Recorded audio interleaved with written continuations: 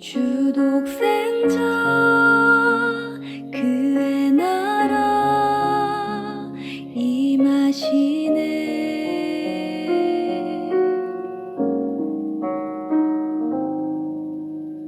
예수 제물이 되신 주 영광 중에 그의 나라 임하시네.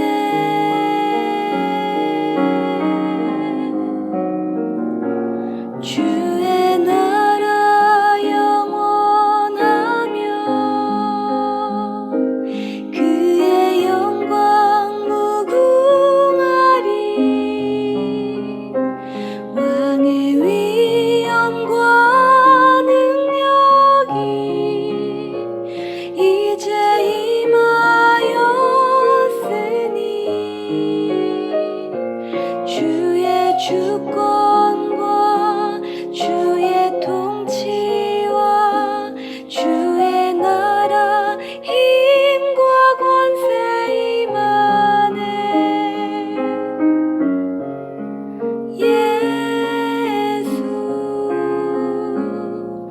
하나님의 공의 주의 나라 영원하며 그의 영광 무궁하리. 왕의 위엄과 능력이 이제 임하였으니 주의 주권과 주의 통치와 주의 나라 힘과 권세 임하네. 예수 하나님의 공의.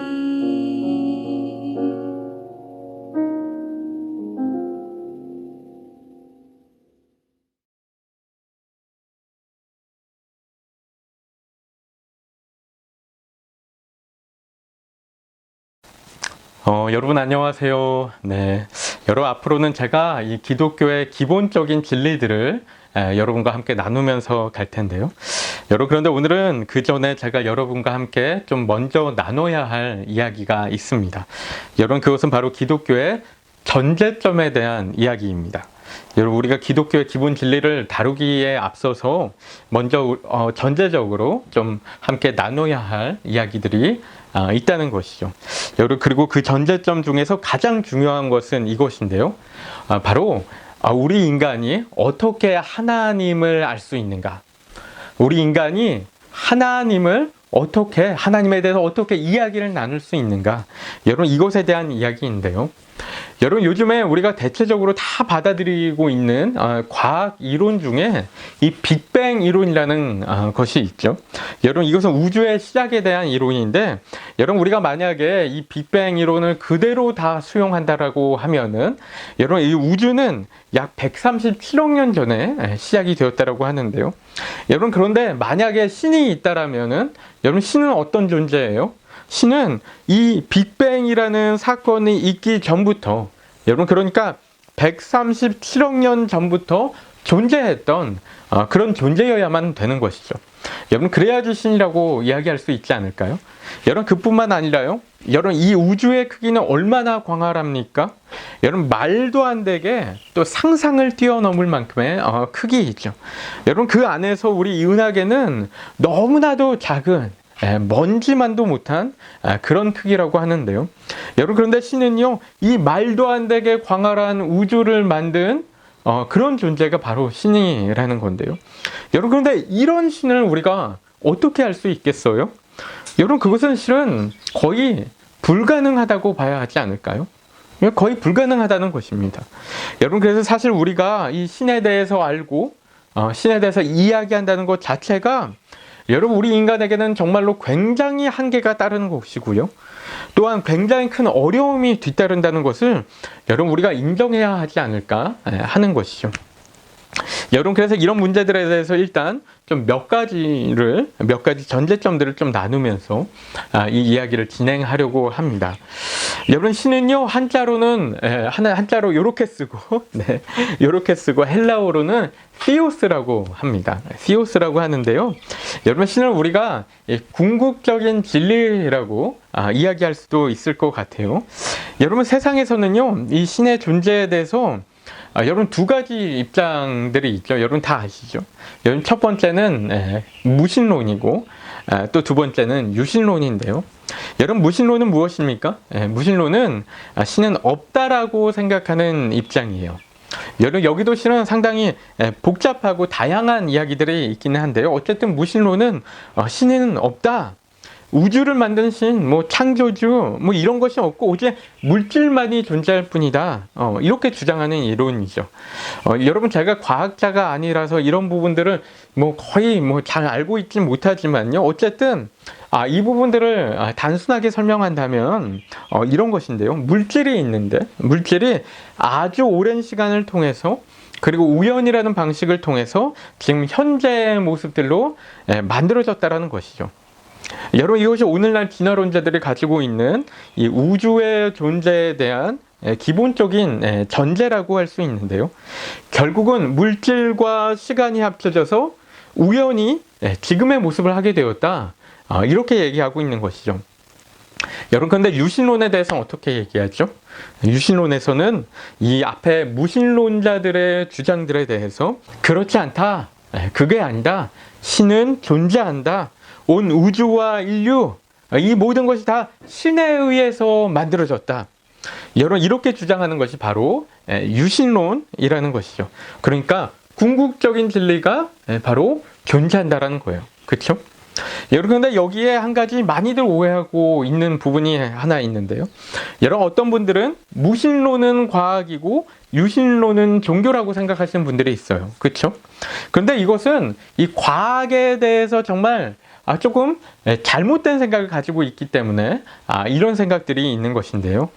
여러분 실은 유신론이나 무신론이나 이것을 과학이라고 보기보다는 하나의 신념 체계라고 보는 것이 더 바람직합니다.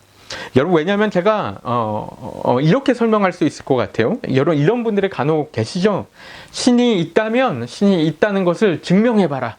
그러면 내가 교회 다니겠다. 이렇게 말씀하시는 분들이 있는데요. 여러분 이것은 과학적인 어프로치라고 할 수가 있죠. 신의 존재를 과학적으로 증명해 보라는 거예요. 그렇죠? 여러분 근데 그 신을 어떻게 증명합니까? 할 수 없으니까 그러니까 자신은 신을 믿을 수 없다. 교회 안 다닐 거다. 이렇게 말씀하시는 건데요. 여러분 하지만 이런 분들에 대해서 우리는 반대로 이렇게 질문을 할 수도 있을 것입니다. 그렇다면 당신은 신이 없다는 것을 증명할 수 있는가? 신이 없다는 것을 증명할 수 있는가? 여러분 이런 질문 드리는 건데요. 여러분 신이 있다는 것을 증명해내기도 어렵지만요. 실은 신이 없다고 하는 것도 증명할 수 없다라는 거예요. 그렇죠? 여러분 그래서 신의 존재 유무는 사실 여러분 이게 증명의 문제로 이야기할 수 있는 부분이 여러분 아니라는 것입니다. 여러분 이것은 실은 오늘날의 많은 학자들이 동일하게 동의하고 있는 부분인데요.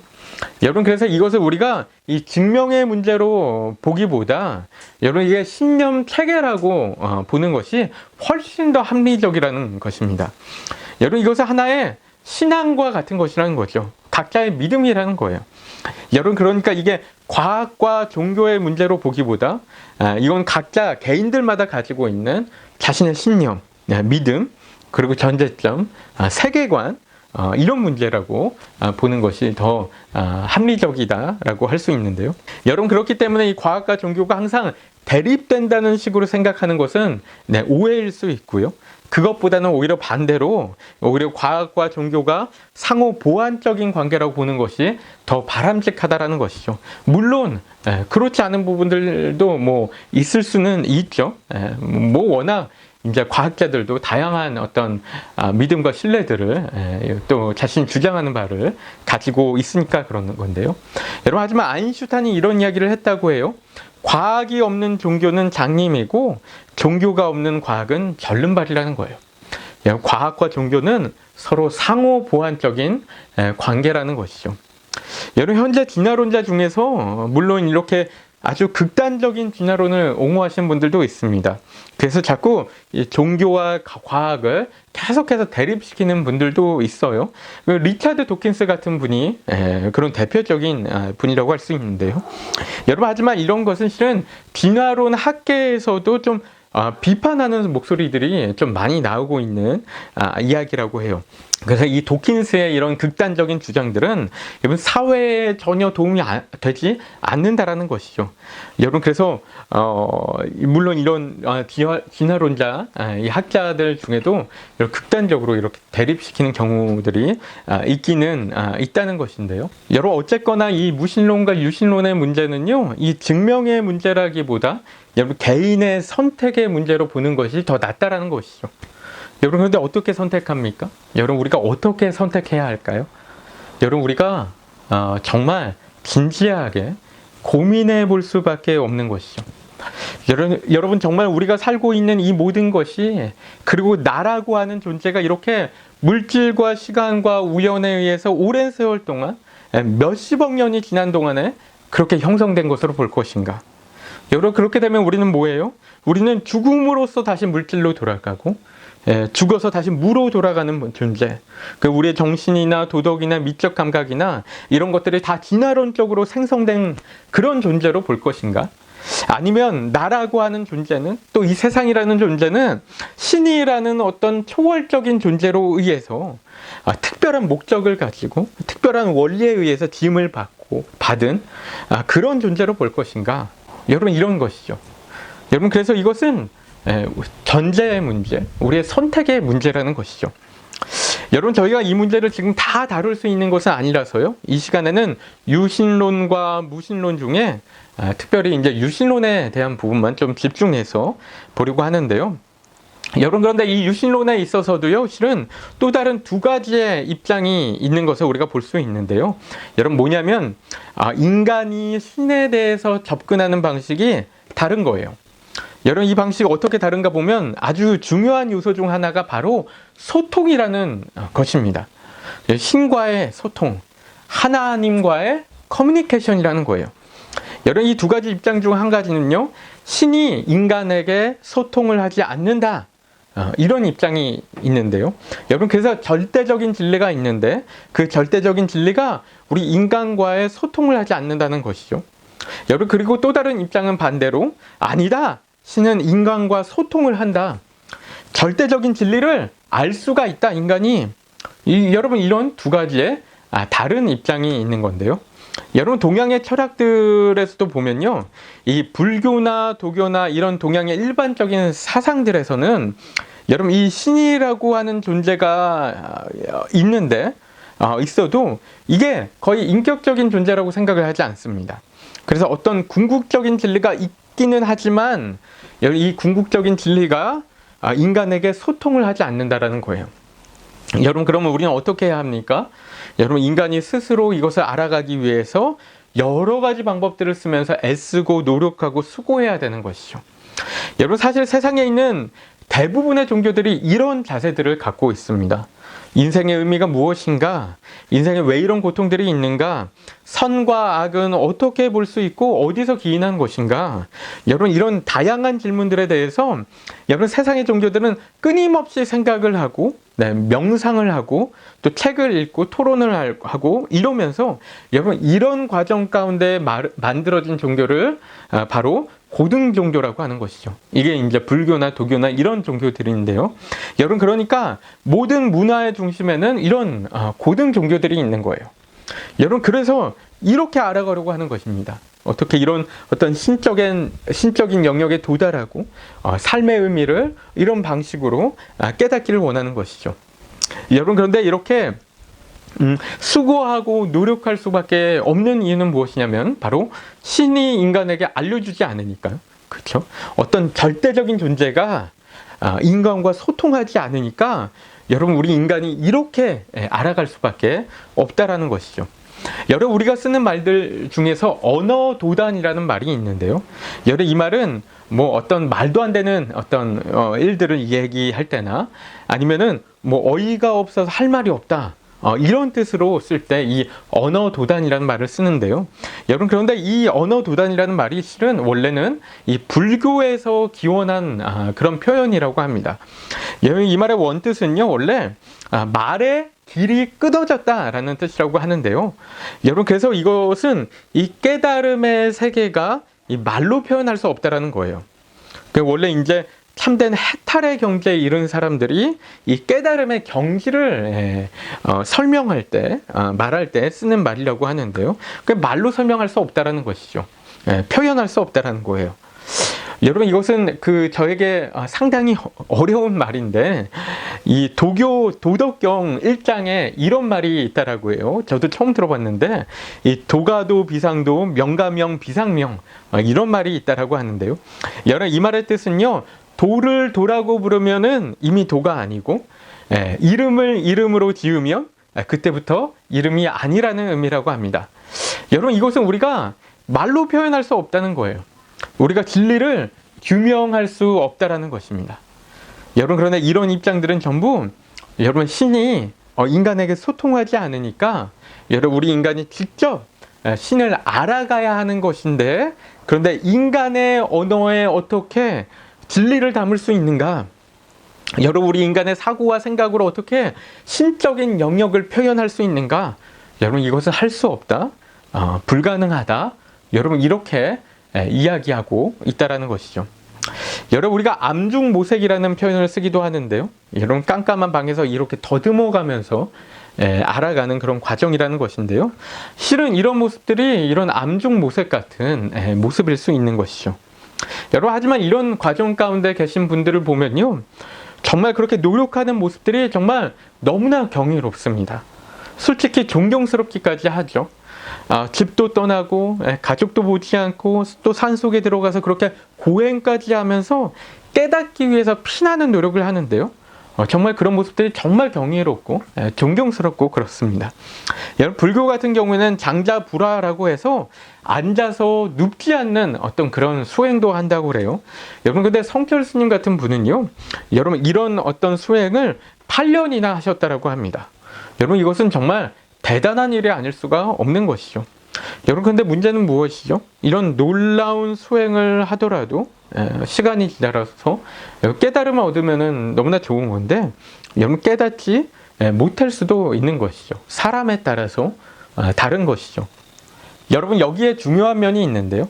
여러분, 이게 기독교와 다른 종교의 아주 큰 차이라고 할 수가 있는데, 여러분, 기독교에서 이 성경에서 이야기하는 바는 여러분, 하나님이요, 인간이 이런 방식으로 진리에 다다를 수 없다는 것을 아셔서 하나님이 먼저 인간을 찾아오셨다는 거예요. 여러분, 하나님이 인간에게 먼저 소통을 하셨다는 거예요. 커뮤니케이션 하셨다는 거예요. 여러분, 그리고 하나님이 이렇게 소통하신 것을 가지고 인간이 하나님에게 반응할 수 있다는 것입니다. 여러분, 이게 기독교의 아주 핵심적인 전제점이라는 것이죠. 다른 종교와는 너무나 다른 것이죠. 여러분, 그래서 여러분, 지금까지 얘기했던 전제들을 다시 한번 제가 정리하면요, 여러분, 신이 있는가 없는가에 대해서는 신이 있다는 것에 전제점을 가지고 있고요, 또 신이 소통하는가 하지 않는가에 있어서는 신이 소통을 한다는 것에 전제를 두고 있는데요. 여러분, 그 이유는 바로 인간의 한계 때문에 신이 우리 인간에게 소통을 한다는 것이죠. 우리 인간이 가지고 있는 인식의 한계, 도덕의 한계, 어떤 능력의 한계, 영적인 한계, 이런 여러 가지 한계들 때문에 인간 스스로가 신을 알아갈 수가 없으니까 신이 인간에게 직접 오셔서 자신을 알려주셨다라는 것입니다. 여러분, 이게 기독교의 아주 핵심적인 내용인데요. 여러분, 그런데 여기서 이제 두 가지만 더 마지막으로 이야기하고 마치겠는데요. 여러분, 신이 인간을 찾아와서 이야기했는데, 여러분, 누구에게 찾아왔어요? 바로 그게 이스라엘이라고 하는 작은 나라인 거예요. 여러분, 이 이스라엘이라고 하는 나라가 뭐 현재는 여러 가지 문제도 있고 뭐 논란도 있고 이슈도 있을 수 있지만, 여러분, 그런데 사실 하나님이 이 이스라엘이라는 나라를 찾아오셨을 때는, 여러분, 이 이스라엘은 세상에서 가장 형편없는 민족 중 하나였습니다. 여러분, 거의 종족의 말살의 위기에 놓여 있었던 그런 아주 소수민족 중에 소수민족이었어요. 여러분, 그런데 그런 작은 만물의 찍기 같은 민족을 하나님이 택하시고 찾아오셔서 그들을 통해서 하나님 자신을 드러내기로 결정하셨다는 거예요. 여러분, 그렇기 때문에 성경에 나오는 하나님은 여러분, 우리가 일반적으로 생각하는 그런 신들과는 정말 너무나 많이 다른 거예요. 여러분, 그렇지 않습니까? 너무나 달라요. 여러분, 여기에는 굉장히 중요한 시사점이 하나 있는데요. 여러분, 신이 인간을 찾아올 때 세상에서 가장 피해를 많이 받고 있고 가장 고통스러운 상황 가운데 놓여 있는 민족을 택하셔서 그를 통해서 자기 자신을 드러내셨다는 거예요. 여러분, 그렇기 때문에 성경에서 이야기하는 여러분, 이 하나님은 어떤 존재예요? 여러분, 이 하나님은 이 땅에 있는 모든 사람들에게 여러분, 소망이 될 수 있는 분이라는 것이죠. 여러분, 저는 그렇게 믿습니다. 여러분, 그렇지 않습니까? 여러분, 그래서 그분이 이 땅 가운데 오셔서 이 긴 시간들 가운데, 긴 역사 가운데 이스라엘이라는 나라와의 어떤 많은 소통과 관계, 이런 어떤 상호작용을 통해서 하나님이 누구신지 알려주시고, 그리고 그렇게 알려주신 내용들을 성경이라고 하는 이 텍스트에 기록이 되게 하신 거예요. 여러분, 그래서 여러분, 우리가 하나님을 알 수 있게 된 것이죠. 여러분, 그런데 이스라엘 백성들을 어떻게 했냐면요, 그렇게 알려주셨음에도 불구하고 하나님에 대해서 오해하죠. 그래서 마지막으로 하나님께서 취하신 방법은 바로 자기 자신이 이 땅 가운데 직접 내려오셔서 인간의 몸을 입으시고 하나님 자신이 정말 어떤 분이신지 인간의 모습으로 우리 인간에게 나타내신 거예요. 완전히 드러내신 것이죠. 여러분, 그분이 바로 예수 그리스도라고 이야기하는 것인데요. 여러분, 하나님은요, 아주 작은 식민지 국가에, 그것도 너무나 가난한 총구석에 하층 계층의 사람으로 오셔서 하나님이 어떤 분이신지 보여주신 거예요. 여러분, 그리고 그런 내용들도 다 이 성경에 기록되게 하신 것이죠. 신약 성경에 기록이 되었죠. 그렇죠? 여러분, 그래서 하나님이 여러분, 인간에게 자기 자신을 설명하실 때 어떤 초월적인 경험이나 꿈이나 어떤 신비한 경험이나 이런 것들을 통해서가 아니라, 여러분, 물론 그런 경우들도 있겠지만요, 여러분, 우리가 모두 정말로 객관적으로 볼 수 있는 그런 텍스트를 통해서, 이 성경을 통해서 여러분, 우리가 알 수 있게 하셨다라는 것이죠. 여러분, 그렇기 때문에 이 성경이 정말 너무나도 중요하다라는 것입니다. 그렇죠? 여러분, 제가요, 여전히 젊다라고도 이야기할 수 있지 않을까 싶지만, 여러분, 저는 나이가 들어가면 들어갈수록요, 이 하나님에 대해서 이야기한다는 것이 여러분, 정말 조심스러운 부분이 있는 것 같아요. 여러분, 청년 때는 오히려 너무나 쉽게 이 하나님에 대해서 이야기하지 않았나 싶은데요. 여러분, 그런데 제가 조금 더 나이가 드니까, 또 조금 더 배우게 되니까, 여러분, 제가 정말 아는 것이 정말 없다는 것을 깨달아가는 것 같아요. 그러니까 우리가, 여러분, 나이가 뭐 얼마나 든다고 한들, 여러분, 우리가 인생에 대해서 뭘 알고, 하나님에 대해서, 여러분, 우리가 뭘 알겠어요. 그렇죠? 여러분, 하지만 그럼에도 불구하고 제가 감히 하나님이 이런 분이라고 얘기할 수 있는 근거는 여러분, 무엇입니까? 여러분, 바로 이 성경이라는 것이에요. 여러분, 하나님께서 우리 인간의 역사 가운데 어떤 모습으로 오셔서 또 어떤 식으로 일을 하셨고, 또 구체적으로 어떤 인간의 모습으로 어떤 하나님의 형상을 보여주셨는지, 여러분, 바로 이 성경이라는 텍스트 가운데 여러분, 기록되어 있다는 거예요. 여러분, 그러니까 이 성경을 통해서 하나님은 이런 분이시라는 것을 제가 감히 말씀드릴 수 있다라는 것입니다. 여러분, 그래서 제가 다음 시간에는 이 성경에서 이 기록하고 있는 하나님이 어떤 하나님이고요, 또 우리 인간에게 있는 문제는 어떤 문제가 있고, 그래서 하나님은 그런 인간의 문제를 해결하시기 위해서 어떻게 하셨는지, 여러분, 이런 부분들에 대해서 좀 함께 나누려고 하는데요. 여러분, 그런데 이 강의를 통해서도 여러분이 하나님을 좀 알아가시면 좋겠지만요, 실은 강의만 들어서는 좀 한계가 많이 있습니다. 그렇죠? 여러분, 지난 강의에서 제가 제 자신을 좀 여행 가이드에 이렇게 비유해서 말씀을 드렸는데요.